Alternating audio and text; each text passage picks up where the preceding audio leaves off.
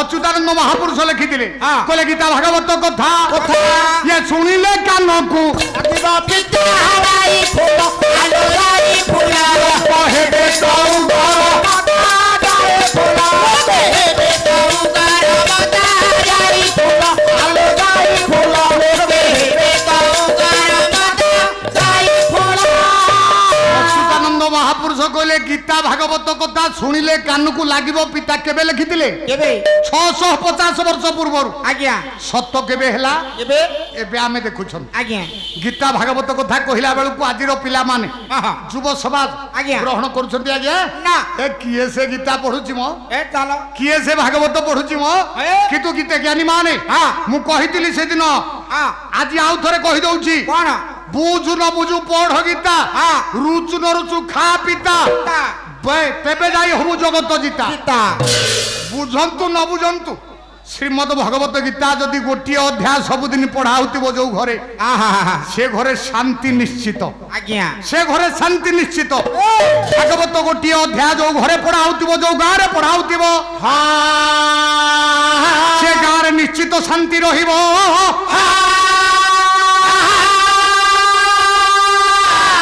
तेणु अच्युतानंद महापुरुष कहले एमिति समय आसीबो जेतेबेले गीता भागवत कथा सुनिला बेलकु कानकु पिता लागिबो लोक माने उग्र हे जिवे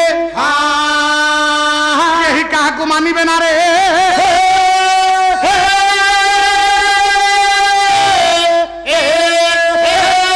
हरिदास लिखि नाहंती आकाशरु वज्र पड़िलो बौल ये पड़ी जीव भुवंडल जगन्नाथंकर रक्त चालुआ लागी दिवारी अनरा जय जगन्नाथ जय जगन्नाथ जय जगन्नाथ जय जगन्नाथ सात दिन परे अंधार हईब सूर्य तोरा देवे देखाबो आलो सूर्य तोरा देवे देखा बिलुआ कुकुर घरे पक्षी दिवे केही नर दिवे रक्षा जगन्नाथ जय जगन्नाथ जय जगन्नाथ जय जगन्नाथ आम पूर्व पुरुष माने आम ऋषि मनीषी माने आम मानक पई दिग्दर्शन देकरी शिक्षणीय कथा को मालिका भीतर लेखिकरी जाइछन्ते आज्ञा किंतु आजि काली रो किछि कलाकार हाँ से माने हाँ मालिका को विकलांग कर सारे मु गोटा निज अनुभूतिर कथा आज कहूँ हाँ हाँ ज्ञानी मान हाँ 2 वर्ष पर्यंत हाँ सारा भारत नुहे सारा पृथ्वी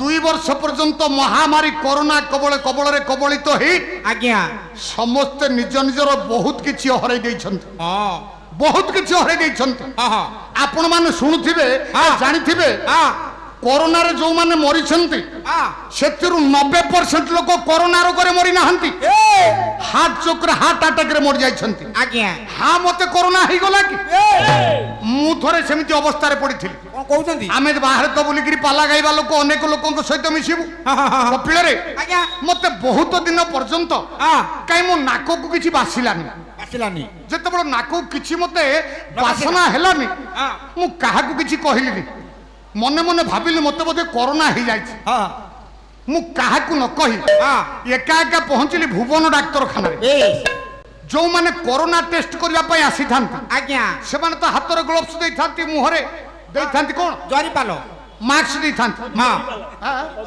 तांको गां रे कोन अछि तांको गां कथा जानिछन जे आपण तांको गां ना बाघुआ हाँ गोटा निर्वाचन मंडली थिला आपनकर मने थिबो गंदिया गंदिया निर्वाचन मंडली शेष गाँ हूँ यहाँ सप्ताह को 6 दिन तक गाँव में हाथी पशु बहादुरी गाँटा जो गाँव में सप्ताह को 6 दिन हाथी पशुची से गाँटा केड़े गाँ हो जानते केमितिका उन्नत गाँ हो आज पर्यंत तुम गाँव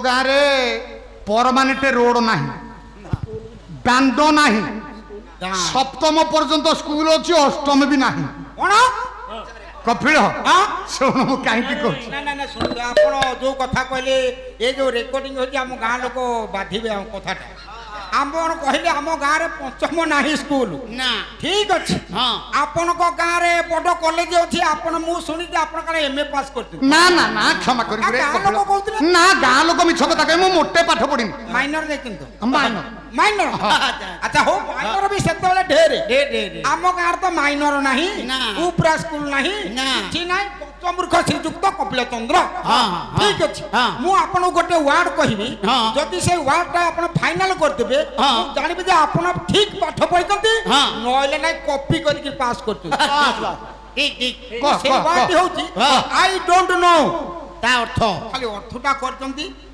ଏତିକି ମୋ କାମ ମାନେ ଜୁହାର ହବୁ ଦେଖିବା ହଁ ହଁ ଓଡ଼ିଶାର ଅଧେ ଗାୟକ ରହ।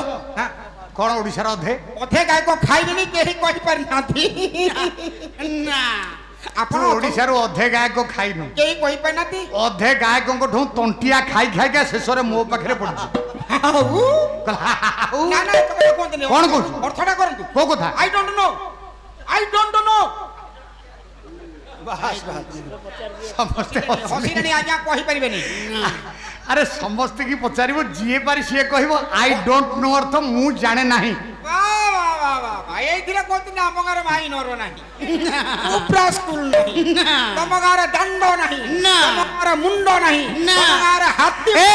ସାର୍, ବିଳ ସାର୍, ତା ଅର୍ଥ ହଉଛି ସେଇଆ କୋଉଟା ଶୁଣ ହଁ। କାହିଁକି କହିଲି ଏ କଥା ହଁ, ସାର୍ କୁହନ୍ତୁ ନାଇଁ ତମ ଗାଁରେ ସବୁ ଅଛି ହଁ, ଏବେ ସବୁ ହେଲାଣି ମାନନ୍ତୁ, ମାନନ୍ତୁ। ମାର୍କେଟ କମ୍ପ୍ଲେକ୍ସ ହେଲାଣି ମୋ ଗାଁରେ ମୋ ପିଠିରେ ହାତ ମାରିଲେ ଆପଣ ମାନିଲେ ମୋ ଗାଁରେ ପିଠିରେ ହାତ ମାରିଲେ ନାଇଁ ତମ ଗାଁରେ ଏବେ ସବୁ ହେଲାଣି ମୋ ସ୍ତ୍ରୀ କଣ କହିବ କପିଳ ଆଜ୍ଞା। ମୁଁ କାହିଁକି କହିଲି କାହିଁ କହିଲି? ଯେତେବେଳେ କୋରୋନା ମହାମାରୀରେ ବ୍ୟସ୍ତ ଥିଲା ଇଏ ସାରା ପୃଥିବୀ ହଁ ଆପଣ ମାନେ ଦେଖିଥିବେ କଣ? ଯଦି କୌଣସି ସାନ ଭାଇ ମାନେ ହଁ। ପୁଅ ମାନେ ହଁ। ସୋସିଆଲ ମିଡିଆରେ ସବୁବେଳେ ଆକ୍ଟିଭ ରହୁଛନ୍ତି ଆଜ୍ଞା ଫେସବୁକ ରେ ହଁ ହ୍ୱାଟ୍ସଆପ ରେ ହଁ। ସବୁ ନୂଆ ନୂଆ ମାଳିକା ଲେଖା ହେଇକିରି ଆସିଲା ହଁ, ହଁ। ଯୋଉ ମାଳିକା କେହି ଲେଖି ନାହାନ୍ତି ନା। ମନରୁ ଫାନ୍ଦିକିରି ସବୁ ମାଳିକା ଲେଖିଲେ ଆଚ୍ଛା ଯେ ଏମିତି ତୁଣ୍ଡି ଦିଆଯିବ ହଁ। ଏ କଥା ସବୁ କୁଆଡେ ପୂର୍ବରୁ ଲେଖା ଥିଲା ପୂର୍ବରୁ କୁଆଡେ ଲେଖା ଥିଲା ହଁ। ଏବେ ଦେଖୁନାହାନ୍ତି ଜ୍ଞାନୀ ମାନେ ଆଜ୍ଞା। ଯୋଉ ଘଟଣାଟା ଘଟି ଯାଉଛି ହଁ। ତା ପଛେ ପଛେ ମାଳିକା ବାହାରି ପଡୁଛି ମାଳିକା ତା ପଛେ ପଛେ ମାଳିକା ବାହାରୁଛି ପୁରାଣ ବାହାରୁଛି ହଉ ହଉ ନିକଟ ଅତୀତରେ ହଁ ଆପଣଙ୍କର ଯୋଉଦିନ ଏ ଗୁଣ୍ଡିଚା ଯାତ୍ରା ହେଲା ହଁ। ନବଦିନ ବ୍ୟାପୀ ଏ ଯୋଉ ଯାତ୍ରା ହେଲା ହଁ, ହଁ। ଏ ଯାତ୍ରାରେ ହଁ। ଯୋଉଦିନ ବଡ ଠାକୁର ବଳଭଦ୍ର ମହାପ୍ରଭୁ ତଳେ ପଡିଗଲେ ହଁ, ଆଜ୍ଞା। ତା ପରଦିନ ଦେଖନ୍ତୁ ସୋସିଆଲ ମିଡିଆ ହଁ କେତେ କବି କେତେ ଶ୍ଲୋକ ବାହାର କଲେ କେତେ ପଦ ଲେଖିଦେଲେ ହେଲେ ତମେ ଆଗରୁ କୁଆଡେ ଯାଇଥିଲ ଆଗରୁ କୁଆଡେ ଯାଇଥିଲ ତେଣୁ ଏବେ ଡାହା ମିଛ କହିବା ପାଇଁ କବି ମାନେ ସବୁ ଆସିଲେଣି ଆଜ୍ଞା। ଜ୍ଞାନୀ ମାନେ ମୁଁ ଏ କବି ମାନଙ୍କର କଥା କହୁନାହିଁ ନାଇଁ। ଯୋଉମାନେ ମାଳିକାକୁ ଲେଖିକିରି ହଁ। ସୋସିଆଲ ମିଡିଆରେ ଭାଇରାଲ କରୁଛନ୍ତି ହଁ। ସେମାନଙ୍କୁ ସତର୍କ ରହିବା ପାଇଁ ପଡିବ ହଁ। କାରଣ ଏ ସମାଜ ମୂର୍ଖ ସମାଜ ନୁହେଁ ନାଇଁ ସାର୍ ଅଶିକ୍ଷିତ ସମାଜ ନୁହେଁ ନାଇଁ। ମୁଁ ସେଇ କରୋନା ମହାମାରୀ ବେଳକୁ ଜଣେ ଗାୟକ ଭାଇ ଆମର ଲେଖିକିରି ପଠେଇଥିଲେ ଆଜ୍ଞା। ତାଙ୍କୁ ପଚାରିଲି ଭାଇ ହଁ। ବହି ନାଁଟା କଣ କୁହ କୁହ। କେତେ ପୃଷ୍ଠାରେ ଲେଖା ହେଇଛି କହ କହ। ମୁଁ ଖୋଜିକିରି ବାହାର କରିବି ବେଶ। ସିଏ ମତେ କହିଲେ ଭାଇ ମୋର ଭୁଲ ହେଇଯାଇଛି ମୁଁ ଶୁଣିଥିଲି ଲେଖିଦେଲି ମୁଁ କହିଲି ଏ ଭୁଲ କେବେ କରିବନି ଲୋକମାନଙ୍କ ମନ ଭିତରେ କେବେ ଭୟ ସୃଷ୍ଟି କରନା ନାଇଁ। ମୁଁ କହୁଥିଲି ଯୋଉ 90% ଲୋକ ମରିଗଲେ ହଁ। ହାର୍ଟ ଆଟାକରେ ମରିଗଲେ ହଁ। କାହିଁକି କାହିଁକି ଭୟ ଭୟ ହଁ ମତେ କରୋନା ହେଲା ମୁଁ ଯାଇ ସେଦିନ କରୋନା ଟେଷ୍ଟ କରିଦେଲି ଭୁବନରେ ଆଜ୍ଞା ମୁଁ ବସିଛି ଗୋଟେ ଜାଗାରେ ମତେ ସମସ୍ତେ କି ଅଲଗା ଅଲଗା ବସେଇ ଦିଆଗଲା ହଁ, ହଁ। କହିଲା କେହି କାହା ପାଖରେ ବସନ୍ତୁ ନାଇଁ ଜଣେ ଅନ୍ୟଠାରୁ ହଁ। ମିନିମମ 10 ହାତ ଦୂରରେ ବସନ୍ତୁ ଏ ମୁଁ ଆଜ୍ଞା ବସିଲି ସିନା ଆଜ୍ଞା କିନ୍ତୁ ମୋ ହୃଦସ୍ପନ୍ଦନଟା ବଢିଗଲା ହଁ। ମୋ ହାର୍ଟ ବିଟ୍ ବଢିଗଲା ବଢିଲା। ମୁଁ ଭାବିଲି ହଁ। ଯଦି ମୋର ସେଦିନ ପଜିଟିଭ ଆସିଥାନ୍ତା ଏ। ମୁଁ ପ୍ରାୟ ପଛକୁ ଗଡି ପଡିଥାନ୍ତି ହାର୍ଟ ଫେଲ ହେଇଯାଇଥାନ୍ତା ଯାହା ନ ହେଇଛି ଭଲ ଚିନ୍ତା କରନ୍ତୁ ତାହେଲେ ମୋ- ଯୋଉମାନେ ଆଜ୍ଞା। ଯୋଉମାନେ ମରିଛନ୍ତି ଏ ପ୍ରକାର ପରିସ୍ଥିତିରେ କିଛି ଲୋକ ମରିଥିବେ ହଁ। ତେଣୁ ଜ୍ଞାନୀ ମାନେ ଏହା ମାଳିକା ନୁହେଁ ନାଇଁ ମାଳିକା କହିଲେ ହଁ। ଯେ ଏମିତି ଦିନ ଆସିବ ହଁ। ଯୋଉ ଦିନ ଗୀତା ଭାଗବତକୁ ଲୋକ ବିଶ୍ୱାସ କରିବେ ନାହିଁ ତାହା ଆଜି ସତ୍ୟ ହେଲା ବେ ଆଉ ଆଉ ଯାହା କହିଦେଲେ କବି ମାନେ ଆଜ୍ଞା ଯେ କଳି ଯୁଗରେ କଣ ନ ହବ ହଁ ଆକାଶରୁ ବଜ୍ର ପଡିବ ପଡିବ। ଜଗନ୍ନାଥଙ୍କର ରତ୍ନ ଚାନ୍ଦୁଆ ପଡିଯିବ ଏ ସବୁ ସତ୍ୟ ହେଇସାରିছে ଯାହା ପୂର୍ବରୁ ଲେଖା ଥିଲା ଆଜ୍ଞା। ଜ୍ଞାନୀ ମାନେ କଥା କହିଲି କାହିଁକି କାହିଁ କହିଲେ ଶିବ ପାର୍ବତୀ କଥାବାର୍ତ୍ତା ହଉଛନ୍ତି ଆଜ୍ଞା, ଆଜ୍ଞା। ସେତେବେଳକୁ ପାର୍ବତୀଙ୍କ ଆଗରେ ଶିବ ହଁ 4 ଯୁଗ ଭିତରୁ ହଁ 3ଟି ଯୁଗ କଥା କହିସାରିଲେଣି ହଁ 3ଟି ଯୁଗ କଥା କହିସାରିଲେଣି ଆଜ୍ଞା। ସତ୍ୟରେ କେମିତି ଉଦ୍ଧାର ପାଇବ ହଁ। ତ୍ରେତୟାରେ କେମିତି ଉଦ୍ଧାର ପାଇବ ହଁ। ଦ୍ୱାପରରେ କେମିତି ଉଦ୍ଧାର ପାଇବ ଆଜ୍ଞା ଏ 3 ଯୁଗ କଥା ଶୁଣି ସାରିଲା ପରେ ପରେ ପାର୍ବତୀ ହାତକୁ ଯୋଡ଼ିଲେ ଆହା କହିଲେ ପ୍ରଭୁ ହଁ କଳିଯୁଗ ଘୋର କଳିଯୁଗ ହଁ। କଳିଯୁଗରେ କେହି କାହାକୁ ବିଶ୍ୱାସ କରିବେନି ନାଇଁ ତାହେଲେ କଳିଯୁଗରେ କେମିତି ମଣିଷ ତରିବ ଆ କରିବାର ଚାନ୍ସ ନାହିଁ କଳିଯୁଗର ମଣିଷ କେମିତି ଉଦ୍ଧାର ପାଇବ ଏ ପୁଅ ସାର୍ ଶିବ ହସିଦେଲେ ଏ କାହିଁକି ବୁଢା ହସିଲା ବୁଢା ଶିବ ଶିବ ବୁଢା ଶିବ ତ ଘର ଚାକର ଆ ଶିବ ଚୁଟି ଦେଖୁନା ଶିବଙ୍କର ଶିବ କାହିଁ ବୁଢା ହସି କହି କଣ ଡାକିଲା କାହିଁକି ଡାକିଲେ ମା ପାର୍ବତୀ କାହିଁକି ଡାକିଲେ ଶିବଙ୍କୁ ଏକାଥରେ ଗୋଟାଏ ଚାପଡ଼ାରେ ମା ପାର୍ବତୀକି ପଳେଇ ଆସିଲେ ହଁ ବା ସିଏ ମା ବା ଆଉ କହିଲା ଶିବ କାହିଁକି ଡାକିଲା ବୁଢା କାହିଁକି ଡାକିଲା ବାପକୁ ଯିଏ ବୁଢା କହୁଛି ସେ ଶିବଙ୍କୁ ବୁଢା କହିବାର କଣ ତାଙ୍କୁ ଆଉ ଏମିତି- କପିଳ ଆଜ୍ଞା କଣ ହଁ ଶିବ କହିଲେ କହିଲେ ଦେବୀ ହଁ କଳି ଯୁଗରେ ଯେମିତି ଉଦ୍ଧାର ପାଇବେ କୋଉ ଯୁଗରେ ଉଦ୍ଧାର ନାହିଁ କଣ କହୁଛନ୍ତି ସ୍ୱାମୀ ହଁ। ସ୍ୱାମୀ କେମିତି କେମିତି ଏ ତିନି ଯୁଗରେ କେମିତି ହେଲାନି ଆଚ୍ଛା ଇଏ ପାର୍ବତୀ ସହଜରେ କଣ ଏମିତି ମୁକ୍ତି ଅଛି କଳି ଦେଖେ ମତେ ଦେଖାନ୍ତୁ ସ୍ୱାମୀ ଯୋଉ ଭାଗବତରେ ଜଗନ୍ନାଥ ଦାସ ଲେଖିଲେ ସର୍ବେ ହୋଇବେ ଏକାକାର ନଥିବ ବେଦର ବିଚାର ହଁ। ଏଣୁ ହୋଇବେ ଅଳପାୟୁଷ ପାପେ ସକଳେ ଯିବେ ନାଶ ସେଇ ଭାଗବତରେ ଲେଖା ହେଲା ଲେଖିଦେଲେ ସେଇ ଜଗନ୍ନାଥ ଦାସ ଆଜ୍ଞା ଭାଗବତ କହିଲେ ବୋଲେ ବେଦ ବିଚାରେ ହେ ବ୍ରହ୍ମ ଭାଗ ସେ ବୋଲେ ଅନ୍ୟ କଳି ଯୁଗା ସେ ବୋଲେ ଧାନ୍ଦା କଳି ଯୁଗା ସେ ବୋଲେ ଧାନ୍ଦା କଳି ଯୁଗା ସେଇ ଭାଗବତ କହିଲେ ବେଦ ବିଚାରେ ବ୍ରହ୍ମ ଭାଗ ସେ ବୋଲେ ଧନ୍ୟ କଳି ଯୁଗ କଳିଯୁଗ ଗୋଟିଏ ଜାଗାରେ କହୁଛନ୍ତି ସର୍ବେ ହୋଇବେ ଏକାକାର ନଥିବ ବେଦର ବିଚାର ହଁ। ଏଣୁ ହୋଇବେ ଅଳପାୟୁଷ ପାପେ ସକଳ ଯିବେ ନାଶ ନାଶ। ପୁଣି ଆଉ ଗୋଟେ ଜାଗାରେ ଜଗନ୍ନାଥ ଦାସ ଲେଖିଲେ କଣ? ବେଦ ବିଚାରେ ବ୍ରହ୍ମ ଭାଗ ସେ ବୋଲେ ଧନ୍ୟ କଳି ଯୁଗ କଳିଯୁଗ କାହିଁକି ଏମିତି ଲେଖିଲେ ହଁ କାହିଁକି ଏମିତି ଲେଖିଲେ ହଁ ସେ ଜଗନ୍ନାଥ ଖାଲି ଏତିକି ଆଉ ଲେଖିବାର କାରଣ ଅଛି କଣ କାରଣ କଣ କଳି ଯୁଗରେ ଯେମିତି ଉଦ୍ଧାର କୋଉ ଯୁଗରେ ନାହିଁ କଣ କହୁଛନ୍ତି ଆଜ୍ଞା ହଁ। ଉଦ୍ଧାର ଏମିତି ଅଛି ସତ୍ୟରେ ତପସ୍ୟା ହଁ। ତ୍ରେତୟାରେ ଯଜ୍ଞ ଯଜ୍ଞ। ଦ୍ୱାପରରେ ପରିଚର୍ଯ୍ୟା ବା ସେବା ସେବା। କିନ୍ତୁ କଳି ଯୁଗରେ ଏତକ ଦରକାର ନାହିଁ ଜ୍ଞାନୀମାନ ଆଉ କଳି ଯୁଗରେ ଏ ପ୍ରକାର କିଛି ଦରକାର ନାହିଁ କେମିତି ତରିବେ ଜାଣିଛୁ କହିଲେ ଭାଗବତ କହିଲେ ବ୍ରାହ୍ମଣ ଆଦି ଚାରି ବର୍ଣ୍ଣେ ଗୋବିନ୍ଦା କରିବେ ନାମ ସଂକୀର୍ତ୍ତନେ। କରିବେ ନାମ ସଂକୀର୍ତ୍ତନେ ଗୋବିନ୍ଦା କରିବେ ନାମ ସଂକୀର୍ତ୍ତନେ ଗୋବିନ୍ଦା ବ୍ରାହ୍ମଣ ଆଦି ଚାରି ବର୍ଣ୍ଣେ ତରିବେ ନାମ ସଂକୀର୍ତ୍ତନେ ଆଜ୍ଞା ବ୍ରାହ୍ମଣ ଆଦି ଚାରି ବର୍ଣ୍ଣର ଲୋକ ହଁ। କଳି ଯୁଗରେ ତରିଯିବେ କେବଳ ନାମ ସଂକୀର୍ତ୍ତନ କରିବେ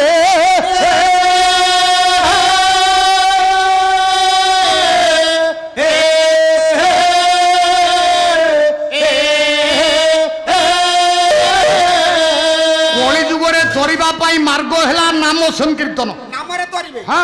ନାମରେ ନା ନାମରେ ଆଉ କୋଉଥିରେ ତରିବେ କଣ କହୁଛୁ ଆପଣ ନାମ କରିଛନ୍ତି ଆଁ, ଆଁ, ଆଁ। ଆମେ ଆମ କଥା ଆପଣ ଜାଣିନାହାନ୍ତି ଆଚ୍ଛା। ମୁଁ ହଉଛି ଜଣେ ଆଜ୍ଞା କୀର୍ତ୍ତନ ମାଷ୍ଟର ମାତୃ ଶକ୍ତିରେ ଲଗାଇ ପିତୃ ଶକ୍ତି ଏ ପୁଅ ନାମ ତ ଆମେ ଗାଉ ଆସିଲା ଦିନଠୁ ଏଠି ସଂକୀର୍ତ୍ତନ ନାମ ଯଜ୍ଞ ହଉଛି ହଁ ଆଜ୍ଞା ତା କଣ କହୁଛୁ ମୁଁ ତ ଏତେ ନାମ ଗାଉଛୁ ହଁ। ଅଷ୍ଟପ୍ରହରୀ କରୁଛୁ 24 ପ୍ରହରୀ 26 ପ୍ରହରୀ 36 ପ୍ରହରୀ କରୁଛୁ ତୁ ତ 40 ପ୍ରହରୀ 46 ପ୍ରହରୀ ଯାକେ ଯାଉଥିବ କହ କହ କାଇଁ ମୁକ୍ତି ତ ନାହିଁ ମୁକ୍ତି ନାହିଁ କାଇଁ ଏତେ ନାମ ଗାଉଛୁ ଖାଲି ଭାଗବତ ପୁଅ ଆଉ ଶୁଣ କହିଲେ ଖାଲି ଭାଗବତ ନୁହନ୍ତି ଆଉ ଆଉ ଜଣେ କହିଲେ ହଁ। ସେ କିଏ କିଏ?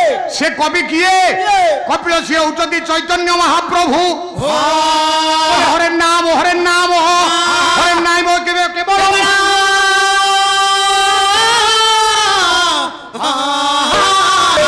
নাস্তেইব নাস্তেইব নাস্তেইব গতিরন্যথা চৈতন্য মহাপ্রভু কহিলে হরেন নাম হরেন নাম হরেন নাম এইব কেবলম কলি যুগরে হরিনাম বিনা অন্য কৌশি গতি ନାହିଁ নাই কেতে জন কবি গলে কেতে 2 জন গলে আজ্ঞা জগন্নাথ দাস গলে গলে। চৈতন্য মহাপ্রভু গলে গলে। আসলে আউ জনে কবি কিଏ? সিয়ে বেদবাদী নুহନ୍ତି নাই। সিয়ে হলে নির্বেদবাদী আজ্ঞা ସିଏ କିଏ କିଏ? ନା ସିଏ ହେଲେ ସନ୍ଥ ଭୀମ ଭୋଇ ଆଜ୍ଞା ସେ ମଧ୍ୟ ଲେଖିଦେଲେ କଣ ଲେଖିଲେ ଖାଲି କଣ ବେଦ ନାମ ଉପରେ ଗୁରୁତ୍ୱ ଦେଇଛନ୍ତି ନାଇଁ। ନିର୍ବେଦବାଦୀ ମାନେ ମଧ୍ୟ ଗୁରୁତ୍ୱ ଦେଇଛନ୍ତି ନାମ ବ୍ରହ୍ମ ଉପରେ ନାମ ପ୍ରେମ ଉପରେ ଆଜ୍ଞା ଆଜ୍ଞା କଣ ଲେଖିଲେ ଭୀମ ଭୋଇ କଣ? କଣ କହିଲେ କିରେ କପିଳ କଣ ସାର୍? ଆନନ୍ଦେ ନାମ ଆନନ୍ଦେ ନାମ ତମେ ବିହାରା ଆନନ୍ଦେ ନାମ ତମେ ବିହାରା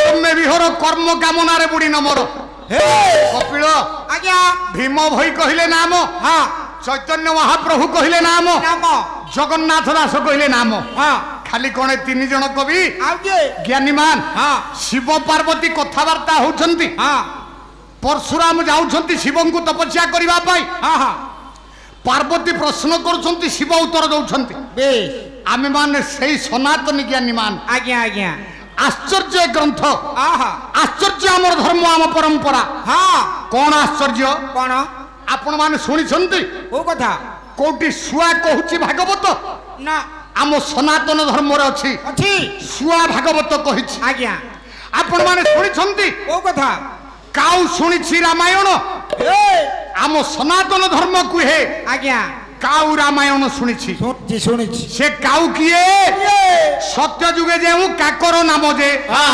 କାକ ଭୂଷଣ୍ଡୀ ହୋଇ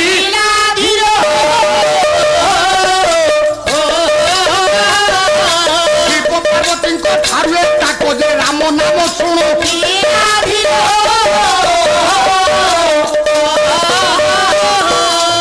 ଭୂଷଣ୍ଡ କାକ ସତ୍ୟ ଯୁଗରୁ ହଁ ତ୍ରେତୟା ଯୁଗ ପର୍ଯ୍ୟନ୍ତ ହଁ ସିଏ ଶୁଣିଛି ନାମ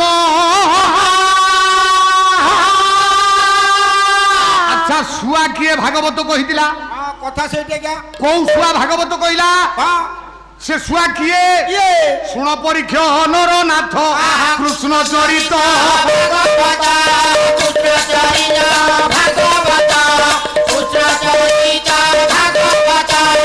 ଗୋବିନ୍ଦ ବିଚାରନ୍ତି ମନେ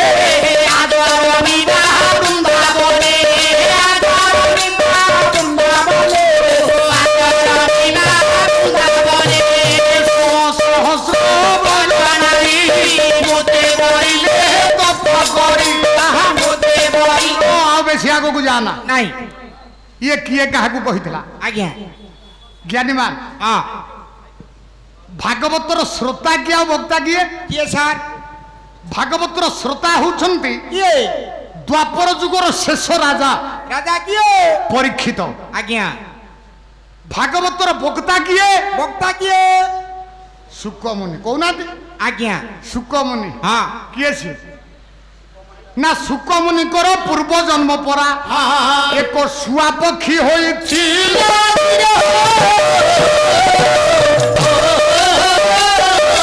ପ୍ରାଣ ବିକଳରେ ଋଷି ପତ୍ନୀଙ୍କର ଗର୍ଭ ଭିତରେ ପଶି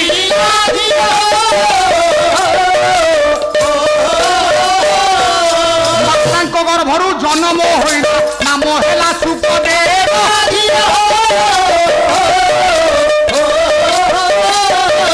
ସାରା ସଂସାରରେ ପ୍ରଚାର କରିଲା କୃଷ୍ଣ ଭାଗବତ ଭାଗ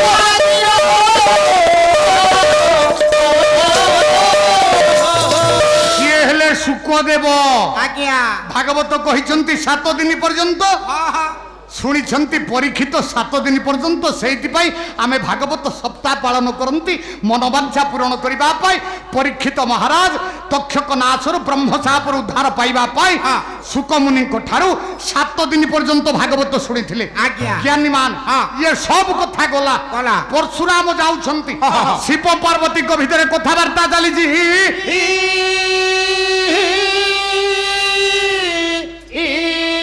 ପାର୍ବତୀ ପଚାରିଲେ ସ୍ୱାମୀ କଳିଯୁଗର ନରନାରୀ ମାନେ ଉଦ୍ଧାର ପାଇବେ କେମିତି କେମିତି ଉଦ୍ଧାର ପାଇବେ କେମିତି ଯାହା କହିଥିଲେ ଚୈତନ୍ୟ ମହାପ୍ରଭୁ ଯାହା କହିଥିଲେ ଭାଗବତ ହଁ ଯାହା କହିଥିଲେ ଭୀମ ଭୋଇ ହଁ ସେ କଥାକୁ ଆଉ ଟିକେ ଦୃଢୀଭୂତ କରିଦେଲେ ରାମଚରିତ ମାନସ ଆଜ୍ଞା ଗୋସ୍ୱାମୀ ତୁଳସୀ ଦାସଙ୍କର ରଚିତ ରାମଚରିତ ମାନସରେ ହଁ। କାକ ଭୂଷଣ୍ଡୀ ସମ୍ବାଦ ତାକୁ ଦେଇକିରି କଣ କହୁଛୁ ଭଜନ ବୋଲ ବୋଲି ମୁଁ ତ ଚାହିଁଛି ଆଜି ଆଉ ଭଜନ ଦରକାର ନାହିଁ ମୁଁ ଏକା ଗୋଟେ କଥା କହନ୍ତିନି ଏକା ମାଧିଆ ବାଇଶି ବଳ ତମେ କଣ ଭଜନକୁ ଅନେଇବ କି ହବ ନାଇଁ ଭଜନ କିଛି ଦରକାର ନାହିଁ ସାର୍ ରାଗିଲେ 4 ଘଣ୍ଟା ପର୍ଯ୍ୟନ୍ତ ଯାଇକିରି ତ ଘାଟି ମୁହଁରେ ଢକେଇଲେ କାମ ସରିଲା ଆଉ କଣ ଆଉ 10 ମିନିଟ୍ ସାର୍ ଦିଅନ୍ତୁ ଆଜ୍ଞା ଆମ ନେଟୱାର୍କ ପାଉନି ଆଉ ଆସିଲା ବେଳକୁ ତ ଖାଇକିରି ଆସିଛ ମୁଁ ତ ବୁନ୍ଦାଏ ପାଣି ପିଇନି ଆସିଛି ଆଉ ଯୋଉ ପୋଡ ପଠେଇଲୁ କଣ ହେଲା ଠିକ କକା ଆଉ ଲୟାଗଡା ପୋଡ ଖାଲି ଏ ପୋଏ ସାର୍ କହିଲେ ଗୋସ୍ୱାମୀ ତୁଳସୀ ଦାସ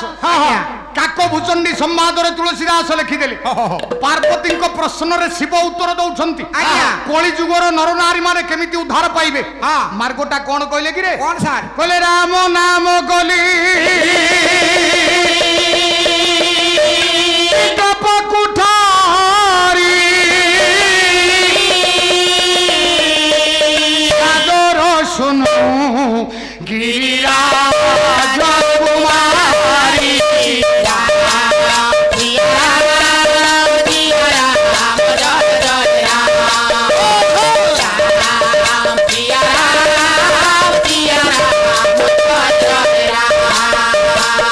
রাম নাম গলি বিটপ কুঠারি সাদর শুনু গিরিরাজ কুমারী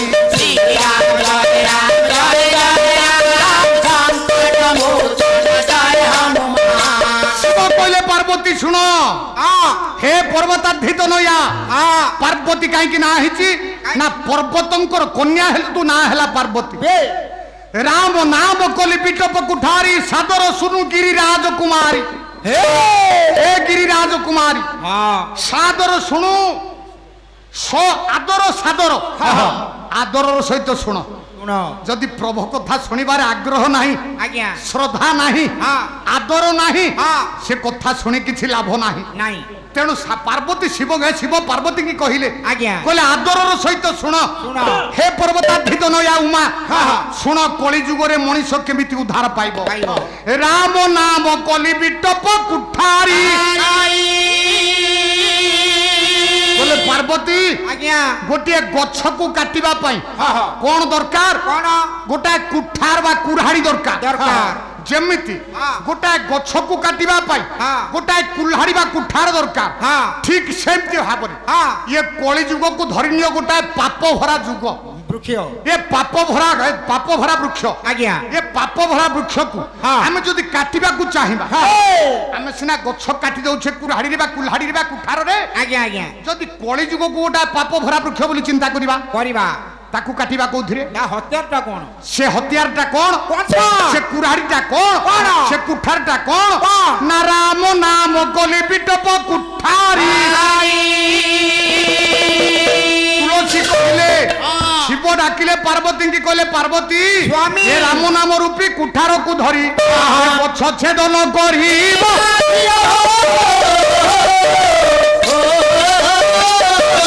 কেবে যাই এ কলি যুগে পড়া মনুষ্য উদ্ধার পুরি হই